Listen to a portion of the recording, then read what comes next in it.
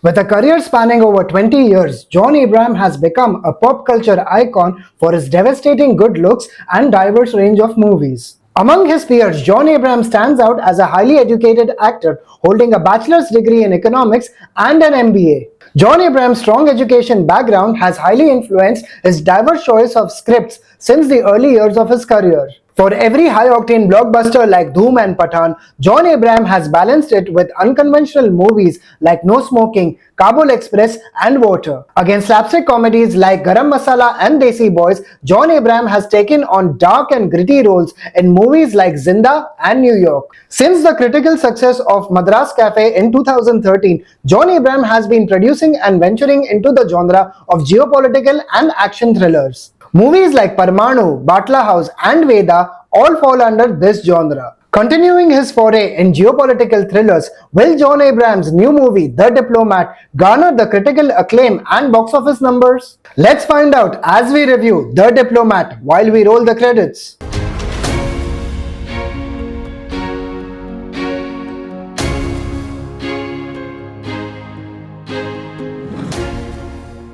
The plot of the movie is based on the real-life 2017 Uzma Ahmad case. Uzma Ahmad met Tahir Ali, a Pakistani citizen in Malaysia, and subsequently travelled to Pakistan only to find out that Tahir Ali had 4 children from his previous marriage. What followed was a wedding at a gunpoint, assaults, and the subsequent escape to the Indian High Commission. At the Indian High Commission, the Deputy High Commissioner JP Singh, played by John Abraham, formulates an escape plan with then External Affairs Minister Madam Sushma Swaraj, played by Revati.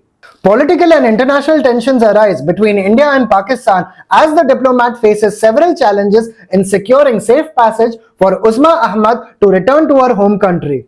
Talking about the direction of the movie, Shivam Nair, who has previously directed movies like Ahista Ahista and Naam Shabana, helms the direction of the movie. Shivam Nair opens up the film like a pop of a champagne, as we see how thrillingly Uzma Ahmad enters the High Commission of India in Islamabad, setting up the plot in motion. The director Shivam and the cinematographer Dimo Popov have beautifully shot the tranquility of Buner and at the same time capturing the spookiness in the atmosphere. The scene where Uzma is drugged and forcefully dragged into Tahir's house is chillingly shot, as the director creates a haunting effect that almost resembles a horror movie. The unsettling horrors faced by Uzma at Tahir's house will give a blow to your gut as a viewer. The torture scenes have been aesthetically shot by the director, preserving the dignity of the real Uzma. The haunting background score by Ishan Chabra further heightens the emotional impact depicted in the scenes. The mob attack scene on John Abraham's car while taking Uzma to the court and the courtroom drama spearheaded by Kumud Mishra's character has been thrillingly shot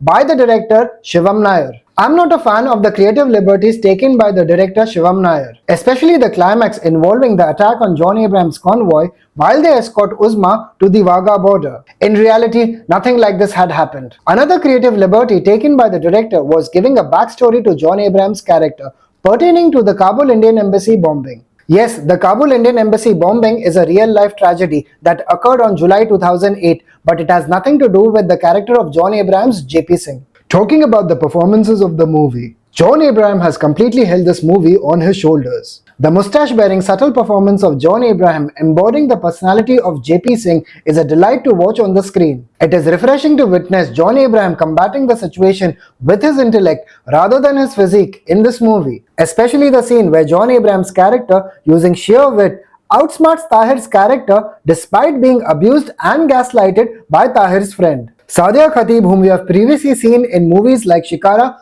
and Raksha Bandhan, plays the character of Uzma Ahmad. The director is able to extract strong performance out of Sadia Khateeb in specific scenes, especially the assault scenes capturing the helplessness and betrayal at the hands of Tahir's character. Sadia Khateeb fails to carry the emotional toll of the assault, as in several scenes her behavior seems to be unusually normalized. Revati plays the character of Madam Sushma Swaraj and does full justice to the performance. Kudos should be given to the makeup and the costume department for creating an uncanny resemblance to Revati's portrayal. It is a great sigh of relief that the makers did not make Revati's portrayal caricaturous as what they did with Kangana while portraying Indira Gandhi. Kumud Mishra plays the pivotal role of N.M. Syed, a Pakistani advocate and diplomat. Kumud Mishra brings light-hearted humor and an unhinged performance, especially during the courtroom drama. The Punjabi actor Jagjit Sandhu plays the character of Tahir, the antagonist of the movie. Jagjit Sandhu is the dark horse of the movie, as his performance shall evoke immediate hatred for the character.